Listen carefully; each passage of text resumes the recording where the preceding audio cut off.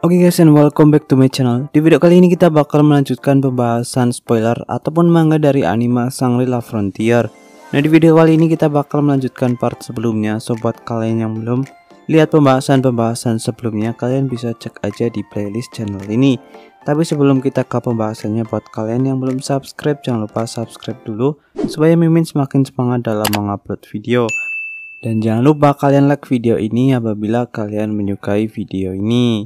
Dan buat kalian yang mau bantu Mimin ataupun donasi, kalian bisa cek aja melalui deskripsi ataupun Instagram Mimin. Oke, langsung saja kita ke pembahasannya.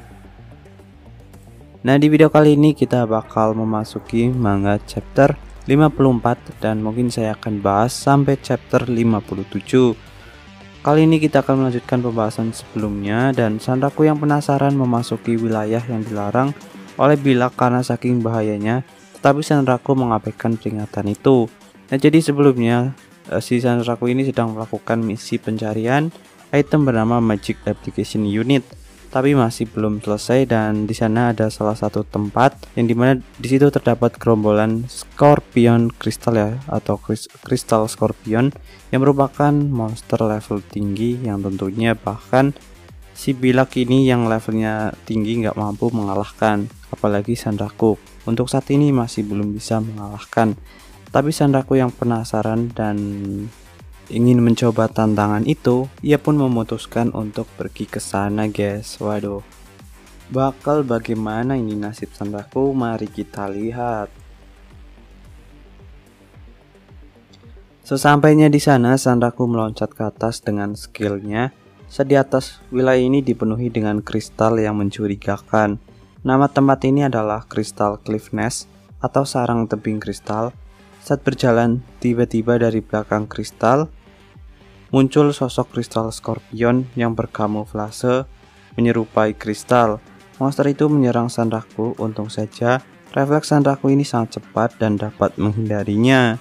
Crystal Scorpion menyerang Sanraku dengan liar ditambah medan area yang seperti ini, membuat Sanraku sedikit kesulitan bergerak dan menghindar, guys.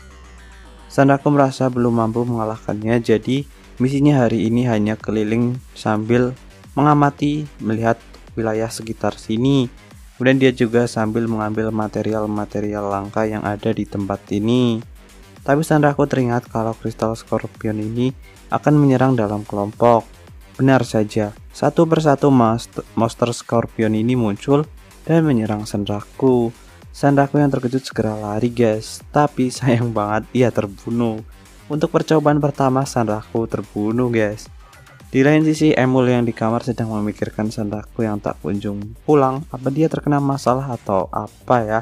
Dan benar saja, tiba-tiba si Sanraku sudah respawn di kamar penginapan ya, dan ia langsung menggerutu lantaran jumlahnya Crystal Scorpion ini sangat banyak dan merepotkan. Dan ia langsung mati, guys, terkena sengatan-sengatan Scorpion itu. Kemudian Sanraku menyuruh Emul untuk membuka gerbang 8 Old.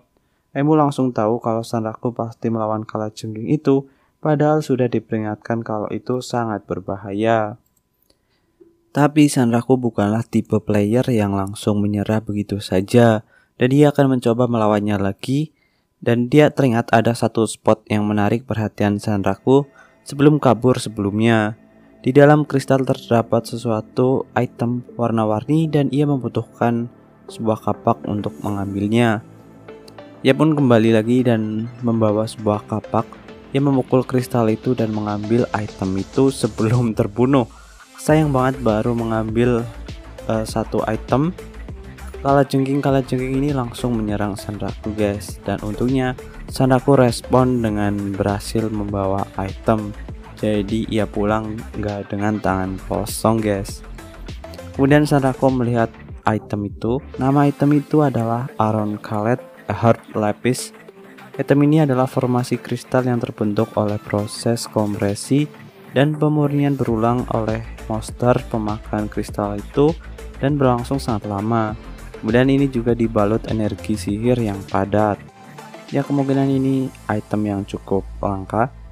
Ya, Sanraku masih penasaran tapi memutuskan untuk istirahat dulu. Crystal Scorpion ini sebenarnya monster yang tidak pintar dan asal serang. tapi jumlah dan medan area yang membuatnya kesulitan. Tapi di saat ia hendak tidur, ia teringat yang tentang Scorpion, yang dimana cangkang dan bagian tubuhnya ada beberapa yang lepas. Ia penasaran apakah itu dapat dijadikan sebuah item atau tidak. Ia pun gak bisa tidur dan segera bangun dan menyuruh Emul untuk membuka gerbangnya lagi. Wah, langsung penasaran ya. Karena di saat sebelumnya ketika Scorpion menyerang dan menabrak kristal ataupun menabrak Scorpion yang lain, itu ada beberapa bagian tubuh yang patah guys, dan itu kemungkinan bisa diambil. Nah, itu yang membuat si Sanraku penasaran. Emul pun bingung dan berkata, kamu masih belum menyerah dan padahal pasti akan kalah lagi. Kemudian Sanraku memikirkan cara bagaimana untuk mengambil item tersebut tanpa harus mati. Emul berkata kalau membuka gerbang itu tidak gratis, dan kemudian ia meminum sebuah item untuk mengisi energi sihirnya untuk dapat membuka gerbang itu. Tiba-tiba Sanraku menunjuk Emul dan berkata kalau itu petunjuk yang bagus. Apa yang direncanakan Sanraku ini? Pasti nggak biasa ya. Sanraku pun memasuki wilayah itu lagi dan memancing kristal Scorpion itu dan membawanya berkerumun. Saat Sanraku terkepung dan hendak diserang, ia meloncat ke atas dan membuat kristal Scorpion saling menabrak satu sama lain dan berhasil membuat bagian-bagian tubuhnya seperti cangkang, kaki, dan lain itu terlepas. Saat di atas item yang lepas itu, Sanraku kemudian melepaskan skill penyimpanan inventorianya dan teleportasi ke ruang itu dan membuat Sanraku terhindar dari serangan kristal Scorpion. Wah, jadi ini licik sih, ia kabur pakai item penyimpanan. Buat yang nggak tahu, item ini Sanraku dapatkan dari ia mengalahkan unique monster Wesemon. Buat kalian yang belum nonton bisa cek di playlist channel ini ya. Kemudian menunggu beberapa saat di ruang inventoria, kemudian keluar. Benar saja, kristal Scorpion sudah pada pergi dan meninggalkan item pecahan dan lain-lain. Saatnya Sanraku memanen item-item itu guys. Wah, ini merupakan trik yang cukup jenius ya. Kemudian item ini ia dapat dari kristal Scorpion yang saling tabrak tadi, seperti ada kristal claw, kristal leg, dan lain-lain. Itu semua berasal dari monster yang kuat dan mungkin Bilak dapat menggunakan material itu untuk membuat sesuatu. Sanraku sambil berjalan dan merasa dirinya jenius dan sombong. Wah, mentang-mentang ya. Dia mengumpulkan item-item itu dan memberikannya ke Bilak nantinya. Dan ya, Sanraku sangat senang karena itemnya itu benar-benar berguna dan dapat digunakan untuk farming item-item dengan mudah. Ya, jadi item kunci inventory penyimpanannya ini memang sangat gokil sih ya, karena dapat membuat penggunanya teleportasi ke ruang penyimpanan. Kemudian selain itu, kalau PvP barangnya nggak hilang dan ia juga dapat terhindar dari musuh. Tapi sayangnya masih ada yang kurang dari drop kristal Scorpion, yaitu bagian penyengatnya. Kemungkinan itu adalah bagian yang langka dan sulit, jadi diperlukan waktu ataupun kalau nggak sengaja untuk memotong penyengat itu, Sanraku nggak bakal mendapatkan item bagian penyengat itu. Dari trik sebelumnya yang membuat kristal Scorpion saling menabrak, akan sulit membuat penyengat itu terputus. Untuk mendapatkan bagian itu ya harus sengaja memotongnya, tapi bagian itu sangat keras, serangan normal tidak akan berpengaruh guys.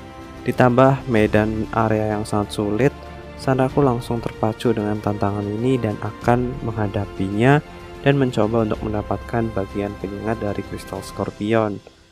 Sanraku mengeluarkan pedang Togetsu-nya dan bersiap-siap menghadapinya. Penyengatnya sangat keras. Sanraku harus berfokus dan memfokuskan kekuatan penuh dan mengincar penyengat apabila ingin memotongnya guys. Jadi harus menggunakan kekuatan penuh untuk memotong bagian tubuhnya itu guys. Serangan kristal Scorpion sangat kuat tapi saat mudah dibaca oleh Sanraku, tapi seiring berjalannya waktu, kristal Scorpion satu persatu muncul dan membuatnya kewalahan. Karena jika udah ketahuan satu kristal Scorpion aja itu bakal memanggil teman-teman lainnya guys. Tapi Sanraku mencoba trik dengan teleportasi ke inventoria dan langsung kembali. Hal ini membuat Scorpion sudah dalam posisi mau balik dan Sanraku berada di belakang penyengat itu. Dan jadi di sini Sanraku memanfaatkan item inventorianya lagi guys. Di saat Sanraku hilang ke ruang penyimpanan, otomatis si kalajengking ini akan balik dan si Sandaku keluar lagi dan berada di posisi belakang penyengat ya guys. Nah, dan di sini tinggal motongnya aja guys. Langsung Sandaku menggunakan skill peningkatan Overheard, Climax Boss, Nitrogen, kemudian menyerangnya dengan skill Glowing Burst dan mengenai bagian penyengat itu dan berhasil memotongnya. Tapi sayang sekali saat hendak mengambil bagian itu dengan tangannya, ternyata tidak terjangkau dan sengatan kristal Scorpion harus mengenai dirinya dan membuat Sandaku mati guys. Wah, sayang banget. Si Sandaku ini nggak bisa mencapai item itu, padahal tinggal selangkah lagi ya. Kali ini keberuntungan tidak ada pada Sandaku ya, walaupun Sandaku memiliki status luck yang tinggi, tapi kali ini nggak beruntung ya. Ya, kemudian respawn di Lagonia dan sangat sedih. Ya, sangat kesal lantaran tinggal selangkah saja mendapatkannya tapi gagal setelah usaha kerasnya. Kali ini Sandaku ingin menghilangkan serangan mentalnya dan stres ini dengan cara memamerkan item yang sudah ia dapat kepada Bilak dan membuat air liurnya menetes, karena saat-saat itu sangat menyenangkan bagi Sandaku, yaitu memamerkan item-item keren yang ia dapatkan dan membuatnya merasa senang kembali ya. Sandaku pun menemui Bilak dan memberikan item-item itu. Bilak langsung terkejut dan kegirangan melihat item-item yang Sandaku bawa, lantaran item-item itu merupakan item langka dari Scorpion, yang dimana monster itu adalah monster level tinggi guys. Di saat Sandaku sedang pamer, Emul hampir berkata kalau Sandaku gagal mendapatkan bagian sengatan, tapi langsung Sandaku suap dengan wortel. Nah, di sini lucunya setiap si Emul mau menjelekan Sandaku langsung disuap pakai wortel ya. Kemudian Sandaku berkata apa yang dapat Bilak lakukan dengan item itu. Bilak pun menjawab tentu saja ia dapat membuat senjata tertentu, tapi item itu lebih cocok untuk dibuat aksesoris yang memiliki efek. Dan Bilak berkata kalau itu di luar wilayahnya guys. Jadi item yang ia dapat ini cocoknya buat aksesoris. Itu harus dibuat oleh ahli perhiasan yang terbiasa membuatnya. Sandaku pun bertanya apakah di Lagonia ada pengrajin itu. Bilak menjawab tentu saja, tapi ya enggan untuk memanggilnya. Dan pengrajin ini bukan dari Lagonia sih, ia berasal dari luar daerah itu, tapi ia terpaksa memanggilnya karena sangat sayang jika item itu tidak dapat dimaksimalkan. Pasti pengrajin ini agak aneh karena Bilak nggak mau memanggilnya ya guys. Siapa lagi ya? Pengrajin itu pun muncul dan berkata, apa kau memanggilku gadis gelapku tersayang? Dan ya, ini gue udah kelihatan sih kalau NPC yang satu ini sangat konyol dan aneh, yang dimana ini membuat Sandaku terkejut. Selain itu dia juga sangat bucin terhadap si Bilak ini. Gue kira Bilak ini cowok anjir, ternyata cewek guys. Kemudian dia juga memperkenalkan dirinya dengan sangat aneh dan namanya adalah Angin Liar atau Orang Aram, yang merupakan wakil kapten di Gazeria, negeri kucing. Wah, jadi gak hanya ada negeri kelinci guys, ada negeri kucing juga ya. Di sini Mimin gak jelasin detail percakapannya, intinya dia ini kucing yang aneh. Tapi saat diberitahu oleh Bilak kalau Sandaku memiliki tanda Lycaon dan orang yang membunuh unik monster Wesemund, si Orang Aram ini langsung memberikan serangan kejutan terhadap Sandaku dan Sandaku berhasil menghindarinya. Wah, ceritanya ini nguji ya guys. Kucing itu langsung mengakuinya lantaran kemampuan Sandaku yang luar biasa dan mampu menghindari serangannya yang mendadak itu. Kemudian selang tidak lama dia pergi dengan skill teleportasi dan membawa item material yang diberikan oleh Bilak ini, dan ia akan membuat sebuah item riasan di negerinya itu guys. Setelah itu Sandaku memutuskan untuk istirahat dan melanjutkan mencari itemnya di lain waktu. Saat hendak tidur, ia menerima pesan dari Oikatsu dan Pensilgon. Katanya ada sesuatu yang mau dibahas, tapi Sandaku ini sudah sangat capek dan otaknya udah lelah, ia pun tetap tertidur. So, sampai di sini dulu kelanjutannya seperti apa. See you in next video. Oke, mau cukup sekian. Jangan lupa subscribe and like.